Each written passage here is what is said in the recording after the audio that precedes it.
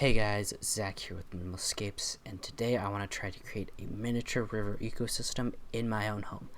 While I know it's not going to be perfect, I'm going to try my best to get it the best that I can. So, let's get right now. The first thing that I want to do is just add in a nutrient layer to this. So I'm just going to put some soil inside of a small mesh bag. This way I can keep it compact, and I can also keep it controlled so that if any of the inhabitants do decide to root around in the sand that's going to go in here, then they can't stir it up and create a very messy looking and foggy tank. Now with the nutrient layer down, I can move on to the hardscape.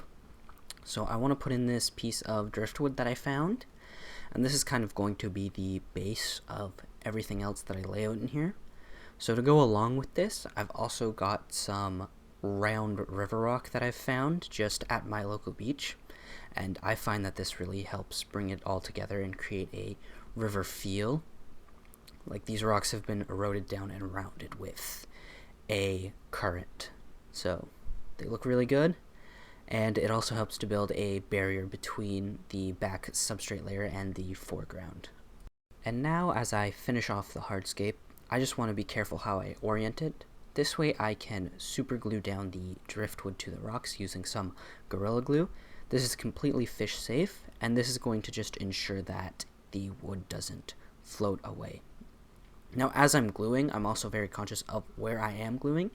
You can see that I'm trying to get it across a big surface area on the wood, as well as being conscious of how it's viewed from the front. This is a good example. This is hidden from the viewing panel. With gluing complete, I usually like to wait around an hour just to make sure that the glue has had enough time to dry before I move on. Now, about an hour later, I'm ready to add in my substrate with the glue dried. First substrate I'm going to add in is going to be some play sand. I just got this from Home Depot. It's perfectly aquarium safe, and I'm just going to add it into the background where I think I'm going to be planting. And in the foreground, I'm going to add in some pea gravel, again, that I just got from Home Depot. This is also aquarium safe, and it helps to add a natural look to it. Now, in the background where I'm planting and using the sand, I want to make sure that I've got about an inch or two above my soil just to keep the plants super locked down and to make sure that anything that roots around back there isn't going to uproot the plants and have them floating in the tank. And as far as the pea gravel goes, you're going to want to add about an inch of it, really just to cover the bottom. And I would also recommend rinsing it off. I just forgot to, but that's fine because I can let my tank cycle for a week and do a water change to get out that extra dust. It's really just going to end up clouding up your tank. There's no real harm for any fish that are going to go in there. Now, with the substrate system in, I just want to add in a small little internal filter to the back of the tank.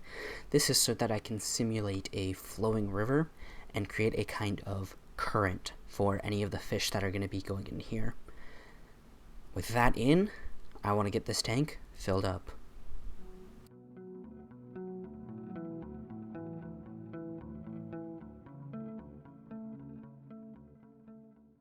With the tank filled up, I want to add in some botanicals. This is going to be oak leaves and acorn caps that I've collected from my neighborhood. All I've done is just boil them to try to make sure that they can sink down, but as you can see, they kind of hover.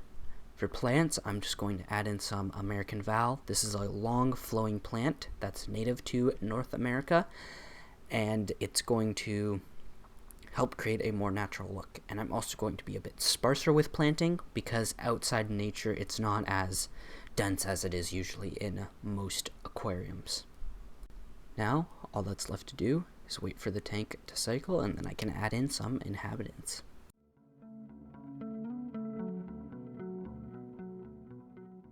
Now, the first inhabitants going in are going to be these little bladder snails. They're going to clean up any of the algae that starts to develop on these rocks, which is very likely with the low plant mass that's going to be in here, but I just love the look of these little guys. Now, the fish I'm going to be adding to this tank are some white cloud mountain minnows. These are gorgeous little minnows that only grow to about 2 inches long, so I've put about 12 in this tank, and that's a perfect size for this.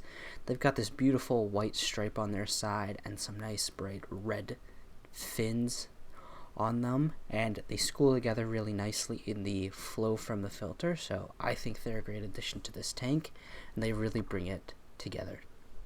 And the snail and fish are really all that I want to try and keep in this tank.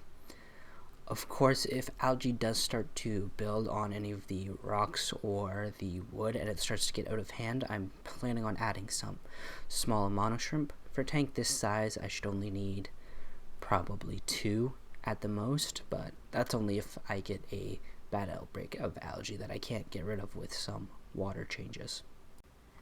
Anyways, hopefully you guys like this little slice of a river or a small creek, but that is all for this video. If you did enjoy, please consider subscribing. I'll see you guys later. Peace.